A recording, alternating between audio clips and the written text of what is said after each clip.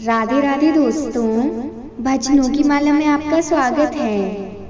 यज्ञदत्त कुमार को भगवान शिव की कृपा से कुबेर पद की प्राप्ति तथा उनकी भगवान शिव के साथ मैत्री।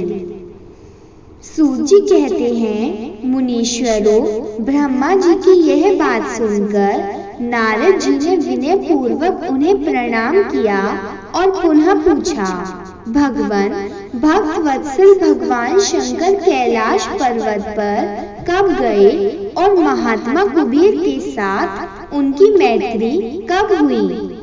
परिपूर्ण मंगल विग्रह महादेव जी ने वहाँ क्या किया? यह सब मुझे बताइए। इसे सुनने के लिए मेरे मन में बड़ा कौतूहल है। ब्रह्मा जी ने कहा, नारद सुनो, चंद्रमौली भगवान शंकर के चरित्र का वर्णन करता हूँ। वे कैसे कैलाश पर्वत पर गए और कुबेर की उनके साथ किस प्रकार मैत्री हुई, यह सब सुनाता हूँ। काम्पिल्य नगर में यज्ञदत्त नाम से प्रसिद्ध एक ब्राह्मण रहते थे, जो बड़े सदाचारी थे। उनके एक पुत्र हुआ जिसका नाम गुणानिधि था। वह बड़ा ही दुराचारी और ज्वारी हो गया था। पिता ने अपने उस पुत्र को त्याग दिया। वह घर से निकल गया और कई दिनों तक भूखा भटकता रहा। एक दिन वह नैवेद्य चुराने की इच्छा से एक शिव मंदिर में गया। वहां उसने अपने वस्त्र को जलाकर उजाला किया। यह मानो उसके द्वारा भगवान शिव के लिए दीपदान किया गया। तत्पश्चात वह चोरी में पकड़ा गया और उसे प्राण दंड मिला। अपने कुकर्म के कारण वह यमदूतों द्वारा बांधा गया। इतने में ही भगवान शंकर के पार्षद वहां आ पहुंचे और उन्होंने उसे उनके बंधन से छुड़ा दिया। शिव गणों के संग से उसका हृदय शुद्ध हो गया था, अतः वह उन्हीं के साथ तत्काल शिवलोक में चला गया। वहां सारे दिव्य भोगों का उपयोग तथा उमा महेश्वर का सेवन करके कालांतर में वह कलिंगराज अरिंदम का पुत्र हुआ। वहां उसका नाम था दम। वह निरंतर भगवान शिव की सेवा में लगा रहता था। बालक होने पर भी वह दूसरे बालकों के साथ शिव का भजन किया करता था। वह क्रमश युवावस्था को प्राप्त हुआ और पिता के परलोक गमन के पश्चात राज सिंहासन पर बैठा। राजा दम बड़ी प्रसन्नता के साथ सब ओर शिव धर्म का प्रचार करने लगा। भूपाल दम का दमन करना दूसरों के लिए सर्वथा कठिन था। ब्राह्मण समस्त शिवालयों में दीपदान करने के अतिरिक्त वे दूसरे किसी धर्म को नहीं जानते थे। उन्होंने अपने राज्य में रहने वाले समस्त ग्रामाध्यक्षों को बुलाकर यह आज्ञा दे दी कि शिव मंदिर में दीपदान करना सबके लिए अनिवार्य होगा।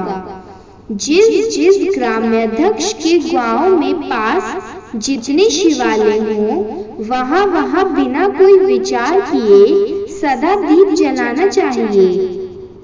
आजीवन इसी धर्म का पालन करने के लिए सदा राजा दम ने बहुत बड़ी धर्म संपत्ति का संचय कर लिया। फिर वे काल धर्म के अधीन हो गए। दीपदान की वासना से युक्त होने के कारण उन्होंने शिवालयों में बहुत से दीप जलवाए और उनकी फलस्वरूप जन्मांतर में वे रत्नमय दीपों की प्रभा से आश्रय हो अलकापुरी के स्वामी हुए। इस प्रकार भगवान शिव के लिए किया हुआ थोड़ा सा भी पूजन या आराधन समयानुसार महान फल देता है।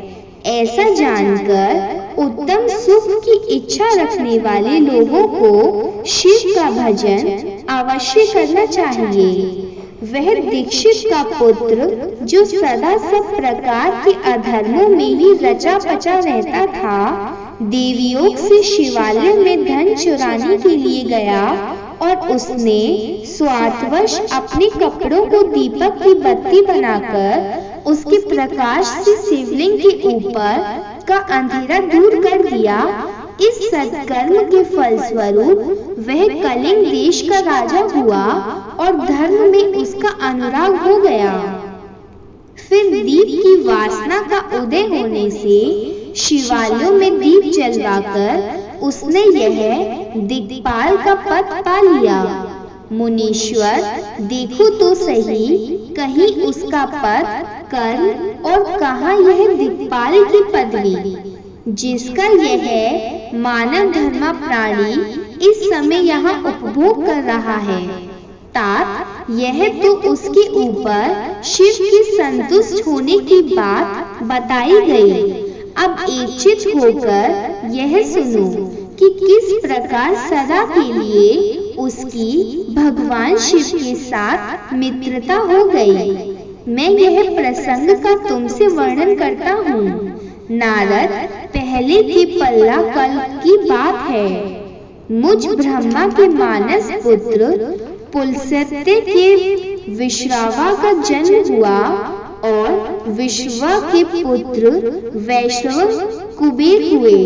उन्होंने पूर्व काल में अत्यंत उग्र तपस्या के द्वारा त्रिनेत्रधारी महादेव की आराधना करके विश्वकर्मा की बनाई हुई इस अलकापुरी का उपभोग किया। जब वह कल्प व्यतीत हो गया और मेघ वाहन कल्प आरंभ हुआ, उस समय यह यज्ञ दत्त का पुत्र जो प्रकाश का दान करने वाला था, कुबेर के रूप में अत्यंत दुस्सह तपस्या करने लगा।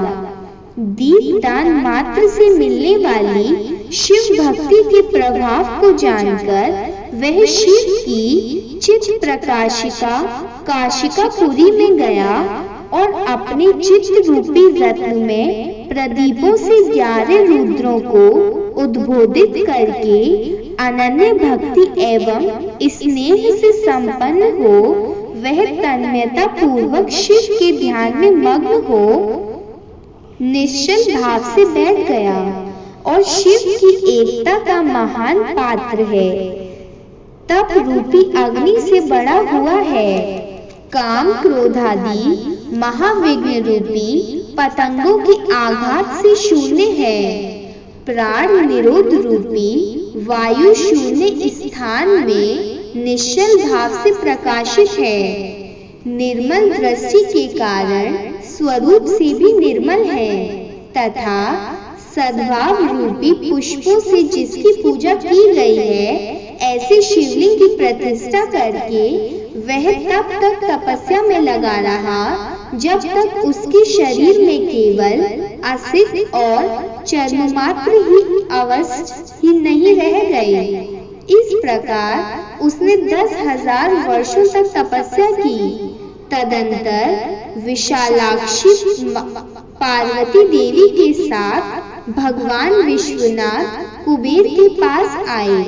उन्होंने प्रसन्नचित से अलकापति की ओर देखा। वे शिवलिंग में मन को एकाग्र करके ढूंढे काठ की भांति स्थिर भाव से बैठे थे। भगवान शिव ने उनसे कहा, अलकापते, मैं वर देने के लिए उद्धत हूँ, तुम अपना मनोरथ बताओ। यह वाणी सुनकर तपस्या के धनी कुबेर ने ज्यों ही आंखें खोलकर देखा, त्यों ही उमा बल्लभ भगवान श्री कंठ सामने खड़े दिखाई दिए। वे उदय काल के सहस्त्रों सूर्यों से भी अधिक तेजस्वी थे और उनके मस्तक पर चंद्रमा अपनी चांदनी बिखेर रहे थे।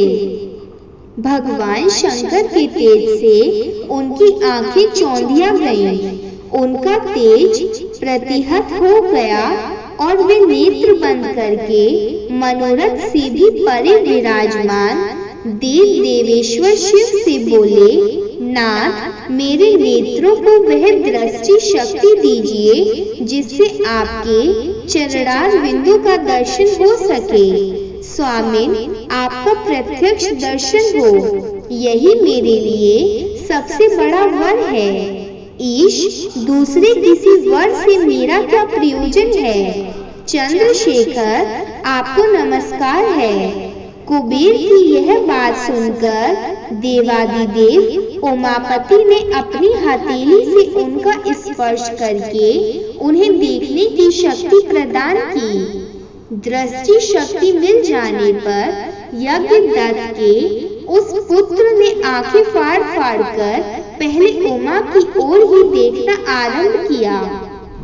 वह मन ही मन सोचने लगा, भगवान शंकर के समीप यह स्वर्गाक सुंदरी कौन है। इसने ऐसा कौन सा तप किया है जो मेरी भी तपस्या से बढ़ गया है। यह रूप, यह प्रेम, यह सौभाग्य और यह असीम शोभा सभी अद्भुत है। वह ब्राह्मण कुमार बार बार यही कहने लगा। जब बार बार यही कहता हुआ वह क्रूर दृष्टि से उनकी ओर देखने लगा, तब वामा के अवलोकन से उसकी बाईं आंख फूट गई। तदंतर देवी पार्वती ने महादेव जी से कहा, प्रभु यह दुष्ट तपस्वी बार बार मेरी ओर देखकर क्या बक रहा है। आप मेरी तपस्या के तेज को प्रकट कीजिए। देवी की यह बात सुनकर भगवान शिव ने हंसते हुए उनसे कहा, उमा यह तुम्हारा पुत्र है। यह तुम्हें क्रूर दृष्टि से नहीं देखता, अपितु तुम्हारी तप संपत्ति का वर्णन कर रहा है। देवी से ऐसा कहकर भगवान शिव पुनः उस ब्राह्मण कुमार से बोले, वत्स मैं तुम्हारी तपस्या से संतुष्ट होकर तुम्हें वर देता हूँ। तुम निधियों के स्वामी और गुनाहों के राजा हो जाओ। सुव्रत यक्षों, किन्नरों और राजाओं के भी राजा होकर पुण्य जनों के पालक और सबके लिए धन के दाता बनो। मेरे साथ तुम्हारी सदा मैत्री बनी रहेगी और मैं नित्य तुम्हारे निकट निवास करूंगा।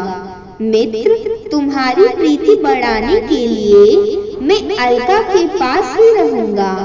आओ इन उमा देवी के चरणों में साष्टांग प्रणाम करो, क्योंकि ये तुम्हारी माता हैं। महाभक्त यज्ञदत्त कुमार, तुम अत्यंत प्रसन्नचित्त से इनके चरणों में गिर जाओ।